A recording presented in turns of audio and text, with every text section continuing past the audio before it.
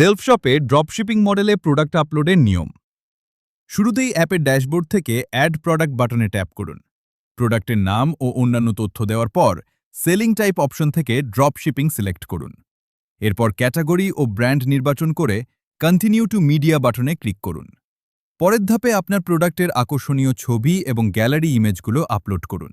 মনে রাখবেন, পরিষ্কার ও সুন্দর ছবি আপনার পণ্যের গ্রহণযোগ্যতা বাড়ায়। ছবি আপলোড শেষে কন্টিনিউ টু প্রাইজিংয়ে ক্লিক করুন। এবার ড্রপশিপিংয়ের জন্য আপনার প্রোডাক্টের দাম এবং স্টকের পরিমাণ নির্ধারণ করুন। আপনি চাইলে এখানে বিভিন্ন ভ্যারিয়েন্ট যোগ করতে পারেন। সঠিক তথ্য দেওয়া হয়ে গেলে রিভিউ ডিটেলস বাটনে ক্লিক করুন। চতুর্থ এবং শেষ ধাপে পণ্যের বিস্তারিত বিবরণ, ওজন এবং প্রাসঙ্গিক কিওয়ার্ডগুলো লিখে ফেলুন।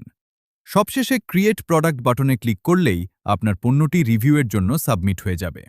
ব্যাস, আপনার ড্রপশিপিং পণ্যটি এখন অনুমোদনের অপেক্ষায়। অ্যাডমিন যাচাই করার পরপরই এটি লাইভ হয়ে যাবে এবং আপনার পণ্যের যাত্রা শুরু হবে সেলফ শপে। অল্প পরিশ্রমে ব্যবসার পরিধি বাড়াতে আজই সেলফ শপে আপনার পণ্য লিস্টিং করুন।